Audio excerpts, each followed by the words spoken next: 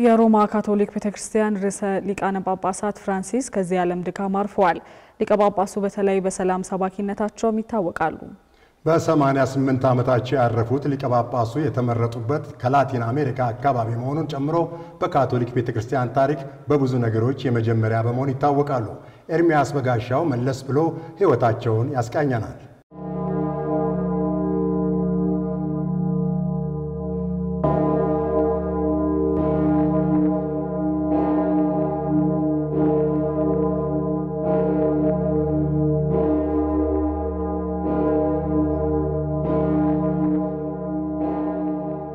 ዛሬ ማለዳ 1 ሰዓት ከ35 ደቂቃ ላይ በሮም የቫቲካን ጎዳናዎች የደወል ድምጽ ተሰማባቸው። ከዚህ ደወል ከሰዓታት በፊት ህመም በተጫነው አንደበት የትንሣኤ ቡራኬ የሰጡት 266ኛው የሮም ካቶሊካውያን ቤተክርስቲያን ሊቀ ጳጳስ ከዚህ ዓለም ድካም አረፉ። በትህትናቸው በቀላል የኑሮ ዘይቤያቸው በለውጥ አራማጅነታቸው የሚታወቁት ሊቀ ጳጳስ ፍራንሲስ በ88ኛ ዓመታቸው ማረፋቸውንም ቫቲካን ይፋ አደረገች። Con profondo dolore devo annunciare la morte del nostro Santo Padre Francesco. ርዕሰ ሊቃነ ጳጳሳት ዘካቶሊካውያን ፍራንሲስ አርጀንቲና ርዕሰ ከተማ ቦኖስ አይረስ ከጣሊያናዊ ስደተኛ ቤተሰቦች ነው የተወለዱት። በመታወቂያ ስማቸው ሆርጌ ማሪዮ ቤርጎሊዮ ወደ መንፈሳዊ አገልግሎት ከመግባታቸው አስቀድሞ የኬሚካል ቴክኒሻን ነበሩ። በመላው ዓለም ከ1.2 ቢሊዮን በላይ ምዕመን የሃይማኖት አባትና የቫቲካን መሪ ሆነው ላለፉት 12 ዓመታት የመሩት ፖፕ ፍራንሲስ ከጎርምስናቸው ወራት በአንዱ በቦኖስ አይረስ የምሽት ክለብ ውስጥ አሳላፊ በር ጠባቂና ጽዳት ሰራተኛ ሆነው ሰርተዋል። እንዲህ ያሉ የህይወት አጋጣሚዎችን ማሳለፋቸው ቫቲካን ለሊቀ ጳጳሳት የምታቀርበውን ቅንጡ ሊሞዚን እንዳይጠቀሙ በየሄዱበት ከህዝብ መካከል እንዲገኙ ላደረገው ትህትናቸው ምክንያት ሊሆን እንደሚችል ብዙዎች ይናገራሉ። በካቶሊክ ቤተክርስቲያን ታሪክ በብዙ ነገሮች የመጀመሪያ በመሆንም ይታወቃሉ። የመጀመሪያው ከላቲን አሜሪካ የተመረጡ አውሮፓዊ ያልሆኑ ርዕሰ ሊቃነ ጳጳሳት ነበሩ። ይህ ብቻ አይደለም፣ የመጀመሪያው ጀስዊት ወይም ኢየሱሳዊ ሊቀ ጳጳስም ነበሩ።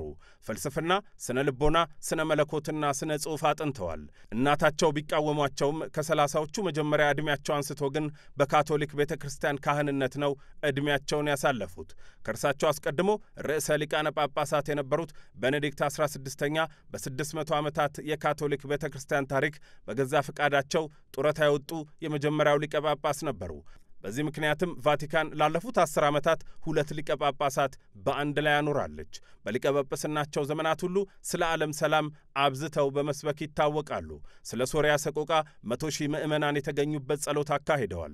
ከጁባ እስከ ባግዳድ ተገኝተው ስለ ሰላም ሰብከዋል።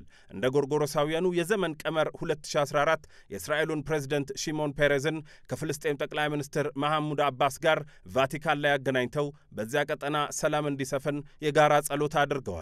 ታመው ባልጋ ከዋሉ በኋላ እንኳ በጋዛ በሰቆቃ ውስጥ ከሚገኙ ፍልስጤማውያን ጋር በቪዲዮ እየተገናኙ የሚያጽናኑበት ሰዓት አላጡም ነበር። የመጨረሻ መልእክታቸውም ቢሆን በጋዛ ሰላም እንዲሰፍን የተኩስ አቁምም እንዲደረግ ጥሪ ያቀረቡበትም ነበር። ከሁሉም በበርካቶች ልቦና ተቀርጾ የቀረው ደግሞ ይህ ነው።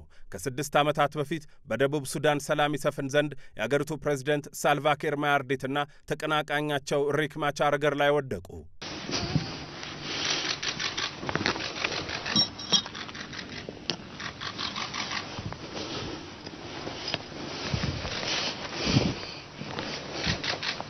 ሊቀ ጳጳስ ፍራንሲስ የተወዳጅነታቸውን ያህል የኋላ ታሪካቸውንና የቅርብ ጊዜ አቋሞቻቸውን እየጠቀሱ የሚተቿቸውም አልጠፉም።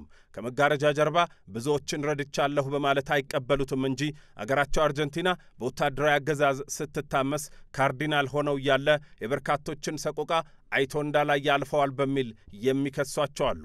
ይህ ብቻ አይደለም። ሊቀ ጳጳስ ፍራንሲስ በዓለም ዙሪያ በቀሳውስት ተፈጽመዋል የሚባሉ የሕፃናት ጥቃቶችን በበቂ ያልተከላከሉም የሚለው ወቀሳ በዘመናቸው ትልቁ ፈተና እንደሆነባቸው ነው ያረፉት።